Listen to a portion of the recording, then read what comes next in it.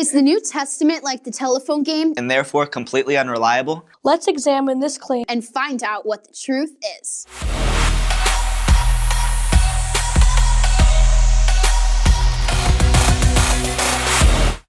We've all played the telephone game, right? One person creates a message, then whispers it to the ear of the person sitting next to them. And so on around the circle. The last person in the chain then says what they think the message was. It's always way off and everyone has a good laugh. My socks smell like old cheese?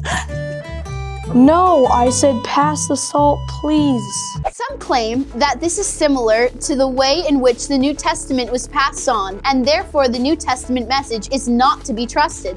But is this true? Is the New Testament anything like the telephone game? Well, yes and no. First, in what ways is the New Testament not like the telephone game? In the telephone game, messages are passed from one person to one person and in one location. However, the New Testament was copied and spread by multiple people from different locations and at different times, and all with a high degree of accuracy.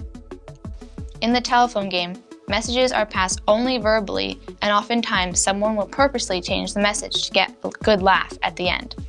However, the New Testament was hand-copied and spread by scribes who were highly motivated to get the message right. In the telephone game, messages are passed by only whispering the message one time to one person. However, the New Testament was read multiple times, and many even committed it to memory. In the telephone game, previous versions of the message are never consulted to determine accuracy before passing the message along. However, New Testament scribes did consult known available copies to check for accuracy when making new copies. There is one way, though, that the New Testament is exactly like the telephone game. At the end of a round of the telephone game, the person who began the message is still in the room and then can correct the messed up final message by saying what the original message really was. This is the exact scenario we have with the New Testament. Copies were being made while the original authors were still alive.